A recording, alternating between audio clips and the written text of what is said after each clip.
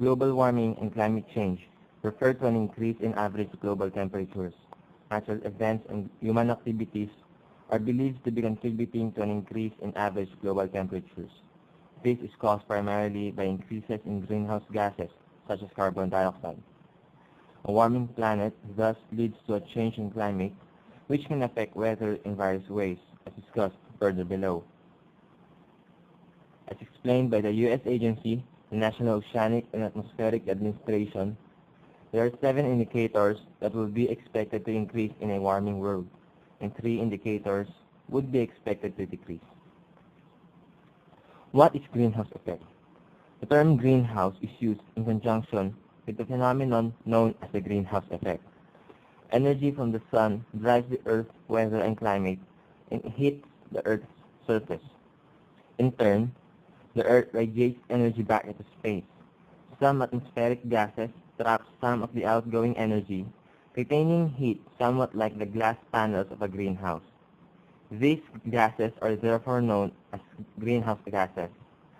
The greenhouse effect is the rise in temperature on Earth as certain gases in the atmosphere trap energy. 6 main greenhouse gases are carbon dioxide, methane, and nitrous oxide, plus 3 fluorinated industrial gases, hydrofluorocarbons, perfluorocarbons, and sulfur hexafluoride. Water vapor is also a greenhouse gas. Greenhouse effect is natural. Many of these greenhouse gases are actually life-enabling, for without them, heat will escape back into the space and Earth's average temperature will be a lot colder. However, if the greenhouse effect becomes stronger, the more heat gets trapped than needed, and the Earth might become less habitable for humans, plants, and animals. Carbon dioxide, though not the most potent of greenhouse gases, is the most significant one. Human activity has caused an imbalance in the natural cycle of the greenhouse effect and related processes. NASA's Earth Observatory is worth quoting the effect human activity is having on the natural carbon cycle. In addition to the natural fluxes of carbon through the Earth system, anthropogenic activities, particularly fossil fuel burning and deforestation, are also releasing carbon dioxide into the atmosphere. When we mine coal and extract oil from the Earth's crust and then burn these fossil fuels for transportation, heating, cooking, electricity, and manufacturing, we are effectively moving carbon more rapidly into the atmosphere than is being removed naturally through the sedimentation of carbon, ultimately causing atmospheric carbon dioxide concentrations to increase. Also, by clearing forests to support agriculture, we are transferring carbon from living biomass into the atmosphere. The result is that humans are adding ever-increasing amounts of extra carbon dioxide into the atmosphere. Because of this, atmospheric carbon dioxide concentrations are higher today than they have been over the last 500,000 years or longer. Another way of looking at this is with a simple analogy. Consider salt in human health. A small amount of salt is essential for human life. Slightly more salt in our diet often makes food tastier. Too much salt can be harmful to our health. In a similar way, greenhouse gases are essential to our planet. The planet may be able to deal with slightly increased levels of such gases, but too much will affect the health of the whole planet. Climate has always varied in the past. How is this any different? Throughout Earth's history, the climate has varied, sometimes considerably. Past warming does not automatically mean that today's warming is therefore also natural. Recent warming has been shown to be due to human industrialization processes. John Cook, writing the popular Skeptical Science blog, summarizes the key indicators of a human fingerprint on climate change. This graph based on the comparison of atmospheric samples contained in ice cores and more recent direct measurements provides evidence that atmospheric CO2 has increased since the Industrial Revolution. The above covers hundreds of thousands of years and shows how atmospheric CO2 levels have dramatically increased in recent years. If we zoom in on just the past 250 years, we see the following.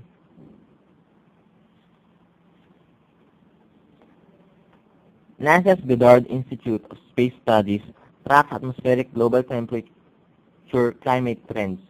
As environmental engineer D. Kelly O'Day writes on processing trends, explains, to facilitate assessment of long-term trends, climatologists compare the mean for a base period with the annual mean.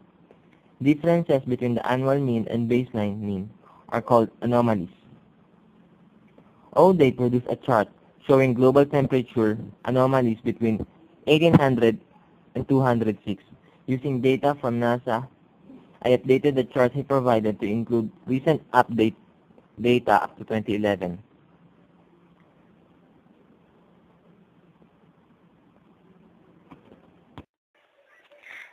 Doesn't present record cold weather disprove global warming. In different parts of the world, there have been various weather events that at first thought would question global warming. For example, some regions have experienced extremely cold winters, sometimes record-breaking, while others have experienced heavy rain. The confusion that sometimes arises in the difference between climate change and weather patterns. Weather patterns describe short-term events, while climate change is longer process that affects the weather. A warming planet is actually consistent with increasing cold, increasing rain, and other extremes. As an overall warmer planet changes weather patterns everywhere at all times of the year.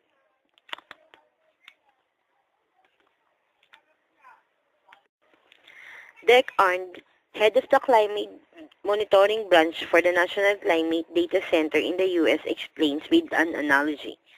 Climate kind of trains the boxer, but weather throws the punches, and what climate will do is help train weather to throw certain punches is more often. We'll see these extreme precipitation events, extreme lows.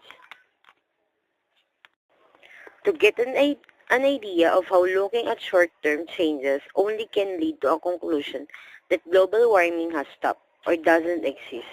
See Alden Griffith, has global warming stopped? As an aside, those crying foul of global warming claims when going through extremely cold weather in Europe, for example in 2010, later found their summers to be full of heat waves. The point here is a specific short period, such as cold, winter, or even hot summer, is not proof alone that global warming has stopped. Short-term variability can mask longer-term trends. Looking at 2010 as whole year revealed a variety of extreme weather events, a panel of climate and weather experts ranked the top 10 global weather or climate events of 2010, which included heat waves to droughts to negative Arctic oscillation, a climate pattern where a cold Arctic air slides south while warmer air moves north, bringing snowstorms and record cold temperatures to much of the northern hemisphere, show that a variety of weather events that occur as a result of changing climate.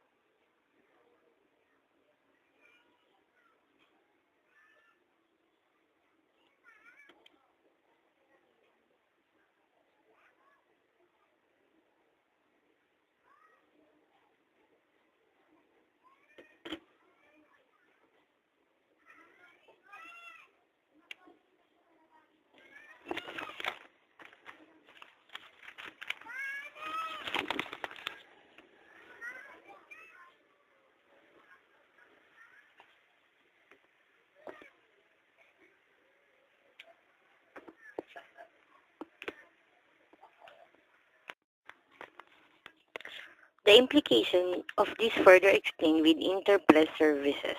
Freezer analogy. The world's northern freezers is on rapid defrost as larger volumes of warm water are poured into the Atlantic Ocean, speeding the melt of sea ice. Indeed, as this chart also shows, the warming in the ocean has been occurring for quite some time. GISS Surface Temperature Analysis. NASA Goddard Institute for Space Studies access in January 30, 2011. As Salmons explained, the Arctic been heating up and the studies show that it's happening at the 2-3 times the global average. This rising temperature in the Arctic has served to reduce the region's floating ice layer by more than 20%.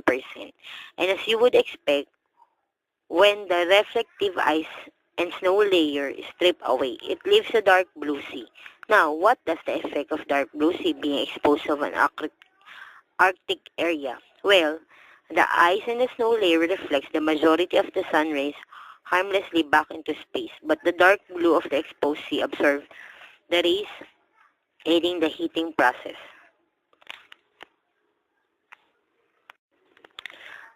John Cook, the Earth continues to build up heat is Skeptical Science on October 12, 2011. One of John Bruno's collages of Holt Goldberg talks about the impact climate change will be have on an ocean ecosystem. Of Holt Goldberg, NCSE, talk on climate change, the impacts of an ocean ecosystem, climate shifts on January 12, 2011. A summary of the video here says that rapidly rising greenhouse gas concentrations are driving ocean systems toward conditions not seen for millions of years, with unassociated risk of fundamentals and irreversible ecological transformation changes in biological functions in the ocean caused by anthropogenic climate change go far beyond death. Extinctions and habitat loss fundamental processes are being altered. Community assemblies are being recognized and ecological surprise are likely. These salmons also has posed a skeptical science that explains the impact of warming articulation to the very cold recent winters further using the following NASA map.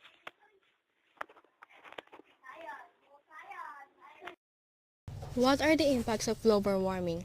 For decades, greenhouse gases such as carbon dioxide have been increasing in the atmosphere. But why does that matter? Won't warmer weather be nicer for everyone? Rapid changes in global temperature, increased greenhouse gases, and the greenhouse effect has contributed to an overall warming of the Earth's climate, leading to a global warming, even though some regions may experience cooling or weather, while the temperature of the planet on average will rise. Consider also the following. While year-to-year changes in temperature often reflect natural climatic variations such as El Niño, La Niña events, changes in average temperature from decade to decade reveal long-term trends such as global warming. Each of the last 3 decades has been much warmer than the decade before. At the time, the 1980s was the hottest decade on record. In the 1990s, every year was warmer than the average of the previous decade. The 2000s were still warmer. At the end of the 1990s, the World Meteorological Organization, WMO, had noted that not only was the 1990s the warmest decade, but at the time, the 1900s was the warmest century during the last 1,000 years. It is the rapid pace at which the temperature will rise that will result in many negative impacts to humans and the environment, and this is why there is such a world concern. A small average global temperature change can have a big impact. Climate scientists admit that the chances of the world keeping average global temperature at current levels are not going to be possible. Humanity has done little to address things in the past couple of decades that these concerns have been known about. So, now, there is a push to contain temperature rises on average 2 degrees Celsius increase. As an average, this means some regions may get higher temperatures and others lower. Even just a 2 degrees Celsius increase can have impacts around the world to biodiversity, agriculture, the oceans, etc. But in the lead-up to important global climate talks at the end of 2009, some delegates are skeptical that temperature rises can be contained to a 2-degree rise.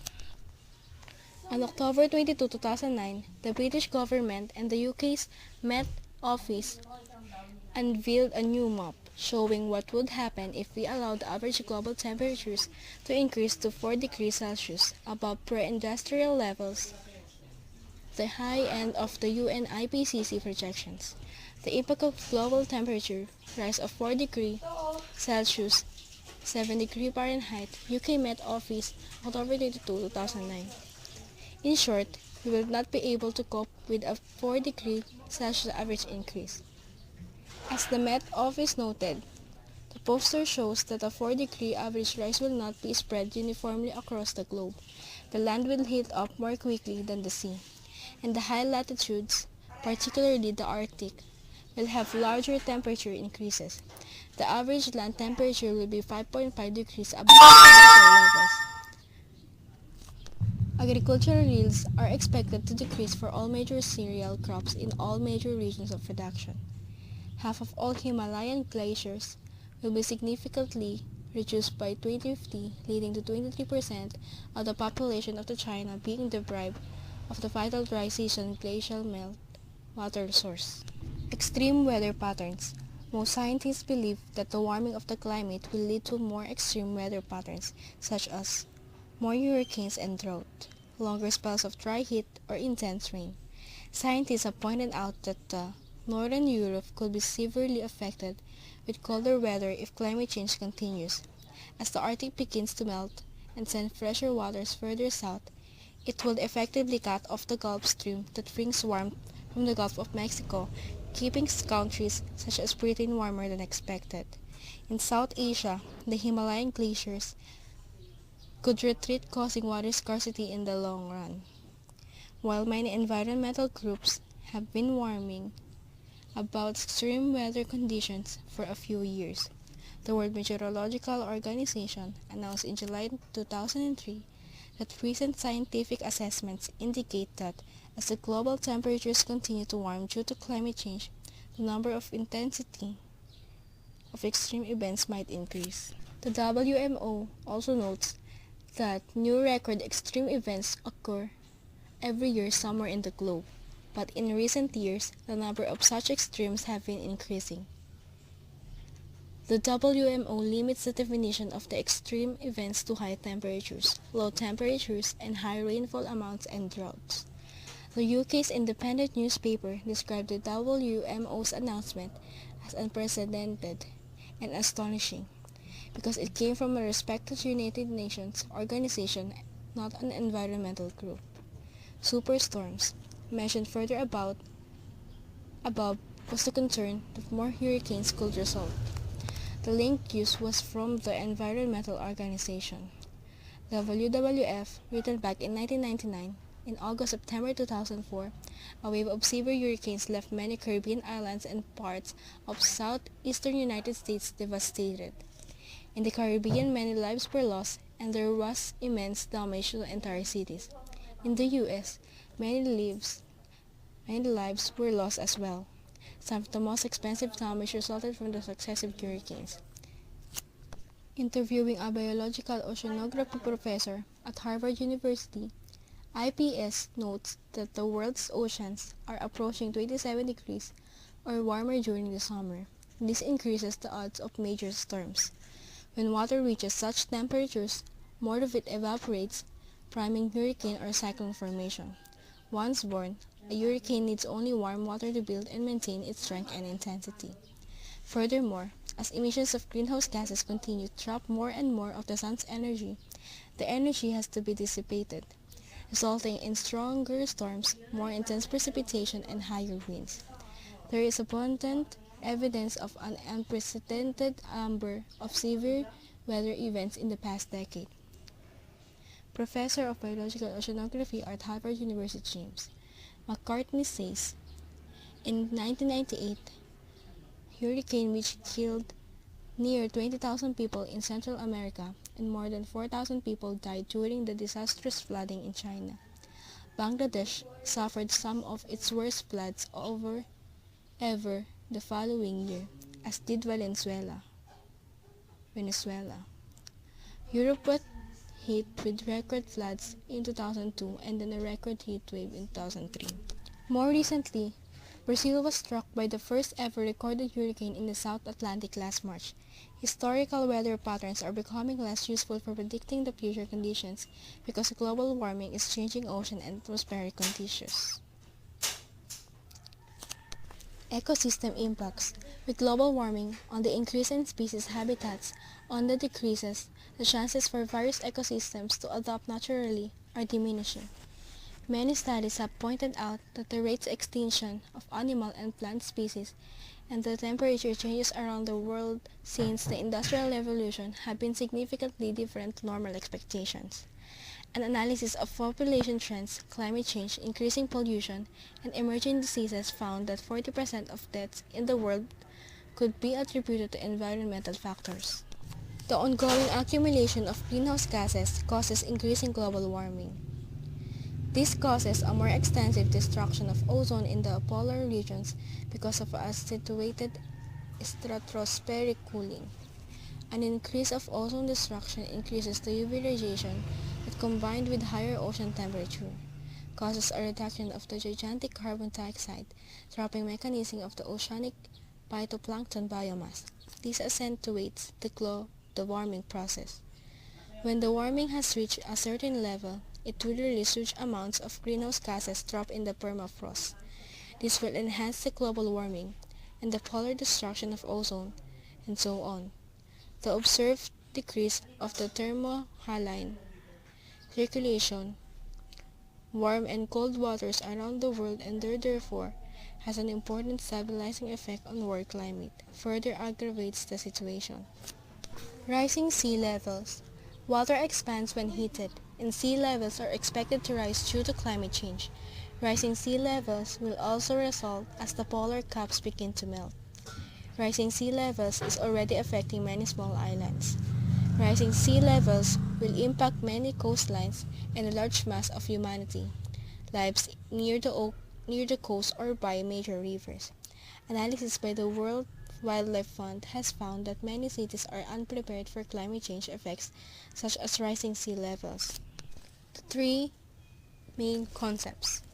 More carbon dioxide in the atmosphere means more carbon dioxide in the ocean. Atmospheric carbon dioxide is dissolved in the ocean, which becomes more acidic, and the resulting changes in the chemistry of the oceans disrupts the ability of plants and animals in the sea to make shells and skeletons of calcium carbonate, while dissolving shells already formed. Scientists have found that oceans are able to absorb some of the excess carbon dioxide released by human activity. This has helped keep the planet cooler than it otherwise could have been had these gases remained in the atmosphere. However, the additional excess carbon dioxide being absorbed is also resulting in the acidification of the oceans. When carbon dioxide reacts with water, it produces a weak acid called carbonic acid, changing the seawater chemistry. As the Global Biodiversity Outlook report explains, the water is some 30% more acidic than pre-industrial times, depleting carbonate ions, the building blocks for many marine organisms. In addition, concentrations of carbonate ions are now lower than at any time during the last 800,000 years. The impacts on ocean biological diversity and ecosystem functioning will likely be severe, though the precise timing and distribution of these impacts are uncertain. Although millions of years ago, carbon dioxide levels were higher, today's change is occurring rapidly, giving many marine organisms too little time to adapt. Some marine creatures are growing thinner shells or skeletons. For example, some of these creatures play a crucial role in the food chain and in ecosystem biodiversity. Some species may benefit from the extra carbon dioxide. A few years ago, scientists and organizations such as the European Project on Ocean Acidification formed to try to understand and assess the impacts further. One example of recent findings is a tiny sand grain-sized plankton responsible for the Sequestration of 25 to 50% of the carbon the oceans absorb is affected by increasing ocean acidification. This tiny plankton plays a major role in keeping atmospheric carbon dioxide concentrations at much lower levels than they would be otherwise, so large effects on them could be quite serious. Other related problems reported by the Interpress surveys include more oceanic dead zones and the decline of important coastal plants and forests, such as mangrove forests, that play an important role in carbon absorption. This on top of the already declining ocean biodiversity that has been happening for a few decades now. Scientists now believe that ocean acidification is unparalleled in the last 300 million years, raising the possibility that we are entering an unknown territory of marine ecosystem change. An increase in pests and disease is also feared. A report in the journal Science in June 2002 described the alarming increase in the outbreaks and epidemics of diseases throughout the land and ocean-based wildlife due to climate changes. One of the authors points out that climate change is disrupting natural ecosystem in a way that is making life better for infectious disease. Failing agricultural output, increase in world hunger.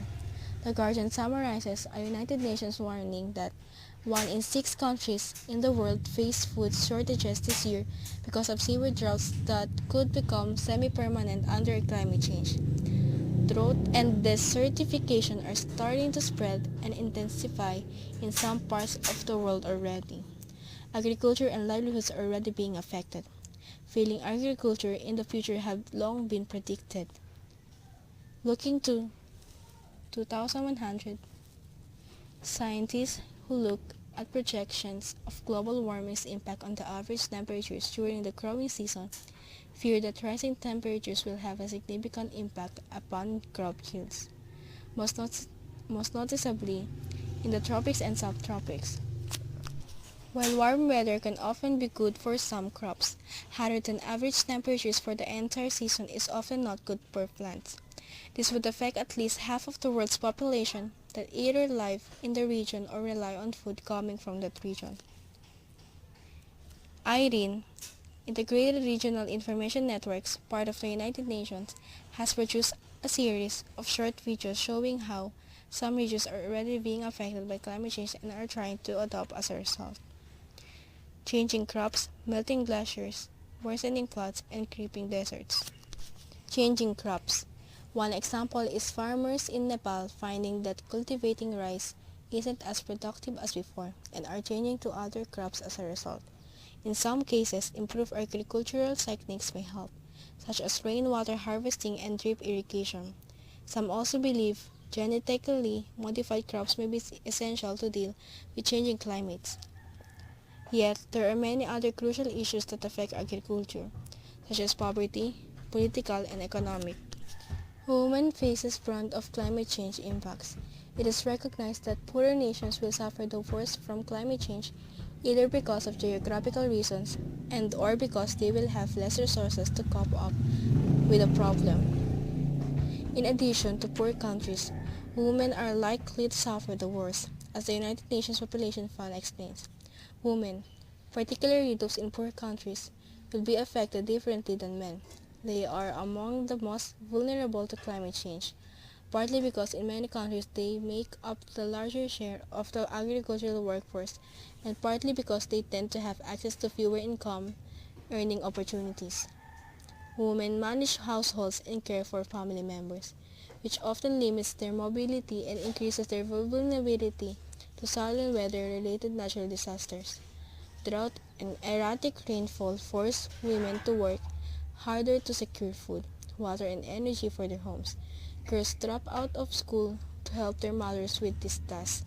This cycle of deprivation, poverty, and inequality undermines the social capital needed to deal effectively with climate change. Greenhouse gases and emissions resulting from human activity. Every few years, leading climate scientists at the UN's Intergovernmental Panel on Climate Change have released major definitive reports detailing the progress in understanding climate change. From the outset, they have recommended that there Grp emission reductions. This body is comprised of hundreds of climate scientists around the world. At the beginning of January 2007, the IPCC's fourth major report summarized that they were often even more certain than before of human-induced climate change because of better scientific understanding. Differences in greenhouse gas emission around the world. As the World Resources Institute highlights, there is a huge contrast between developed, industrialized nations and poorer developing countries in greenhouse emission, as well as the reasons for those emissions. For example, in terms of historical emissions, industrialized countries account for roughly 80% of the carbon dioxide built up in the atmosphere to date. Since 1950, the U.S. has emitted cumulative total of roughly 50.7 billion tons of carbon, while China and India have emitted only 15.7 and 4.2 billion tons respectively. Annually, more than 60% of global industrial carbon dioxide emission originate in industrialized countries where only about 20% of world's populations reside. Much of the growth in emissions in developing countries results from the provision of basic human needs for growing populations, while emissions in industrialized countries contribute to growth in a standard of living that is already far above that of the average persons worldwide. This is exemplified by the large contrast in per capita carbon emissions between industrialized and developing countries. Per capita emissions of carbon in the US are over 20 times higher than the India, 12 times higher than Brazil, and 7 times higher from China. Brown carbon. Industrial emissions of greenhouse gases that affects the climate. Green carbon. Carbon stored in terrestrial ecosystem. Examples: plant biomass, soils, wetlands, and pastures, and increasingly recognized as the key item for negotiation in the UNFCCC. Blue carbon. Carbon found in the world's oceans. An estimated 55% of all carbons in living organisms is stored in mangroves, marshes, seagrasses, coral reefs, and macroalgae. Black carbon, formed through incomplete combustion of fuels and may be significantly reduced if clean burning technologies are employed. But the mitigation approach needs to consider all these forms of carbon they note, not just one or two. Past mitigation efforts concentrated on brown carbon, sometimes leading to land conversion for biofuel production, which inadvertently increased emission from green carbon by halting the loss of green and blue carbon. The world cloud mitigate as much as 25% of total greenhouse gas emissions with co-benefits for biodiversity, food security, and livelihood. This will only be possible if mitigation efforts accommodate all four carbon colors. Stalling Kyoto Protocol gets pushed by Russia. The Kyoto Protocol was the climate change treaty negotiated in 1997, setting targets for emissions of greenhouse gases. In order to be binding under international law, the treaty would need ratification from the countries responsible for around 55% of the global greenhouse gas emission in 1990. The US, being the world's largest emitter of greenhouse gases, pulled out in 2001, leaving treaty ratification dependent on Russia, responsible for 17% of the total world emissions. Russia has to cut emissions levels from the Soviet days, and their emissions in the past decades has been far less, so it should not pose as much as the problem to reduce such emissions. Canada pulls out of Kyoto. On December 13, 2011, Canada pulled out of Kyoto Climate Treaty, which it is legally allowed to do, to condemnation domestically and internationally. One of the main concerns has been the cost to the taxpayer, $14 billion. Yet, the economic cost of interaction are in the trillions. Economic studies have consistently shown that mitigation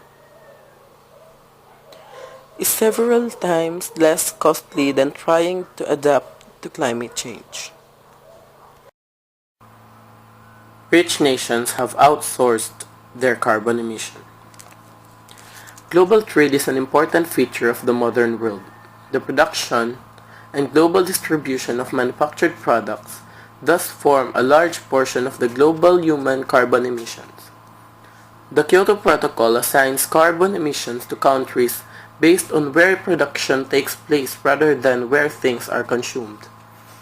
For many years, critics of the Kyoto Protocols have been argued that this means rich countries who have outsourced much of their manufacturing to developing nations have an accounting trick they can use to show more emissions reductions than developing nations. The BBC noted back in 2005 that this outsourcing was already taking place, but this idea started way before the Kyoto Protocol came into being. In 1991, Larry Summers, then chief economist for the World Bank, had been a strong backer of structural adjustment policies. He wrote in an internal memo, "Just between you and me, shouldn't the World Bank be encouraging more migration of dirty industries to the LDCs?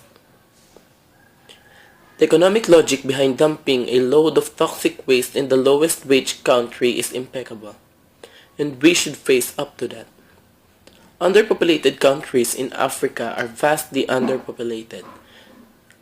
Their quality is probably vastly inefficiently low compared to Los Angeles or Mexico City.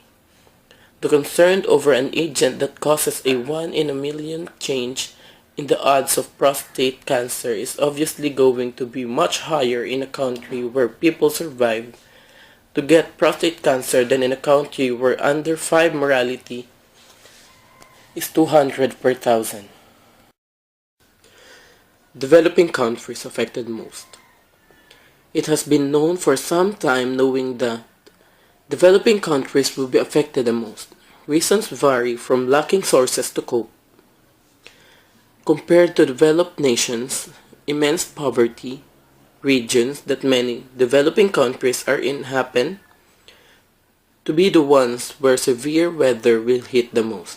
Small island nations area already seeing sea levels rising and so on. German Watch published a global climate risk index at the end of 2011, listing nations that would be affected the most from climate change based on extreme weather such as hurricanes and floods.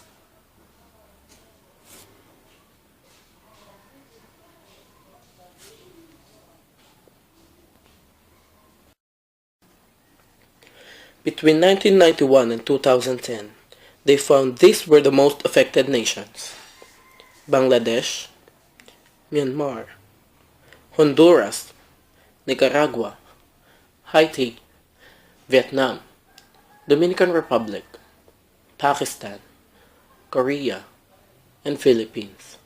Much of Asia, as well as wealthier areas such as the US, Russia, and Australia, have also experienced specific incidents of very damaging extreme weathers that the Climate Risk Index captures. Climate consensus. How many U.S. scientists disagree with human-induced climate change? 11% publishing scientists who disagree. On the other, a 1% publishing climatologists who disagree. Asking who are among the 11 of skeptical scientists amongst all fields, almost half are engineers.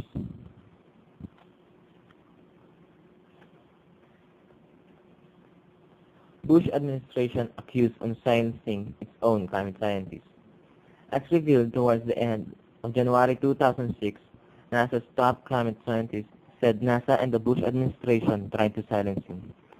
while NASA said this was standard procedure to ensure an orderly flow of information.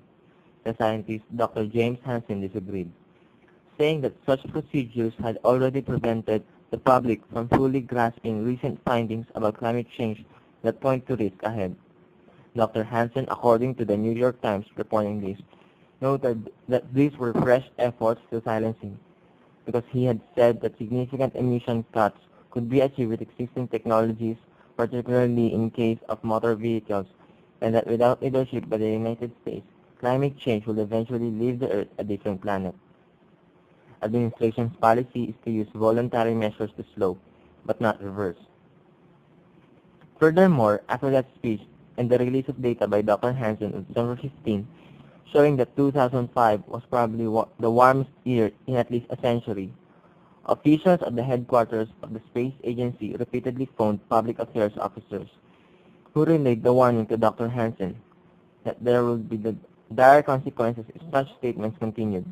Those officers and Dr. Hansen said in interviews. Earlier in 2004, Dr. Hansen fell out of favor with the Bush administration for publicly stating before the presidential elections that government scientists were being muzzled and that he planned to vote for John Kerry. The New York Times also noted that this echoes other recent disputes whereby many scientists who routinely took calls from reporters 5 years ago can now do so only if the interview is approved by administration officials in Washington, and then only if a public affairs officer is present or on the phone. Furthermore, where scientists' point of view on climate policy align with those of the administration, however, there are few signs of frustration on extracurricular lectures of writing. And in terms of media manipulation, the Times also revealed that at least one interview was cancelled because it was with NPR, the public affairs officials responsible felt was the most liberal media outlet in the country. This implies a political bias propaganda in terms of how information is released to the public, which should be of serious concern. At the beginning of June 2006, the BBC Panorama documentary followed up on this and found that many scientists felt they were being censored and that various reports had been systematically suppressed, even altered. In one case, a major climate assessment report was due out a month before 2004 presidential elections, but was delayed because it had such a bleak assessment, and the Bush administration did not want it to be part of the election issues. It was released shortly after the elections were over. In what would seem to be a twist to suppression of government reports, it was widely claimed that the U.S. Environmental Protection Agency had suppressed a report that was skeptical of climate change.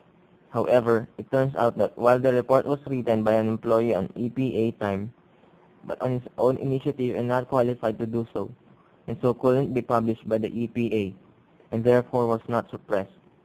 Furthermore, as the previous links find, the report contained large pieces of plagiarism. In addition, the report was flawed, as RealClimate.org quickly showed. The headlines about this episode talk of suppression and would likely increase the view amongst those skeptical about climate change. Correction to those headlines have been few and less prominent by comparison. Many sources of greenhouse gases being discovered. Pollution from various industries, the burning of fossil fuels, methane from farm animals, forest destruction, rotting dead vegetation, etc., have led to an increased number of greenhouse gases in the atmosphere, and as international trade in its current form continues to expand with little regard for the environment. The transportation alone of goods is thought to considerably contribute to global warming via emissions from planes, ships, and other transportation vehicles, as well as other consequences. Even sulfur emitted from ships are thought to contribute a fair bit to climate change. In fact, sulfur-based gas originating from industry discovered in 2000 is thought to be the most potent greenhouse gas measured today. It is called trifluoromethylsulfur pentafluoride. The Guardian adds the one giant container ship can emit almost the same amount of cancer and asthma-causing chemicals as 50 million cars. Furthermore, confidential data from maritime industry insiders based on engine size and the quality of fuel typically used by ships and cars shows that just 15 of the world's biggest ships may not emit as much pollution as all over the world's 760-meter cars. Low-grade ship bunker fuel has up to 2,000 times the sulfur content of diesel fuel used in U.S. and European automobiles. Warming happening more quickly than predicted. While those denying climate change are reducing in number, as there appears to be more effort to try and tackle the problem, climate scientists are now fearing that climate change is happening far faster and is having much larger impacts than they have ever imagined. The Arctic plays an incredibly important role in the balance of the Earth's climate. Rapid changes to it can have knock-on effects to the rest of the planet.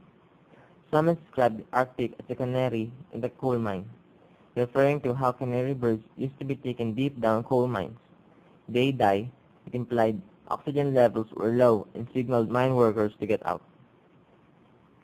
Satellite observations show the Arctic sea ice decreasing, and projections for the rest of the century predict even more shrinkage.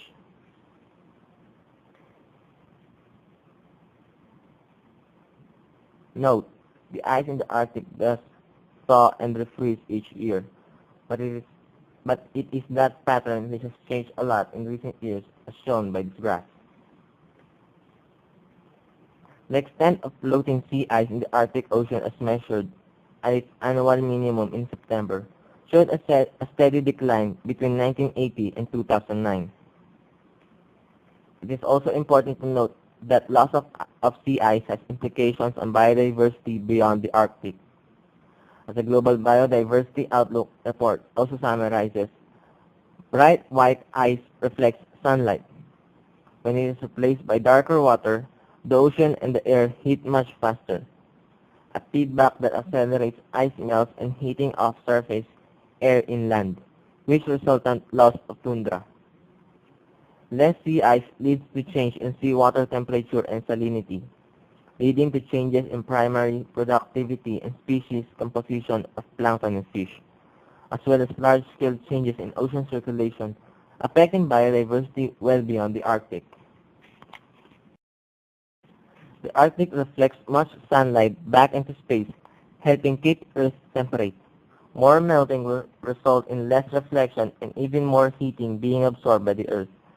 A chain reaction could result, such as the Greenland ice sheet melting, possibly increasing the melting of permafrost in Siberia, which will release and rapidly change climate patterns, circulation patterns, and jet streams far quicker than what most of the environment could adapt to easily.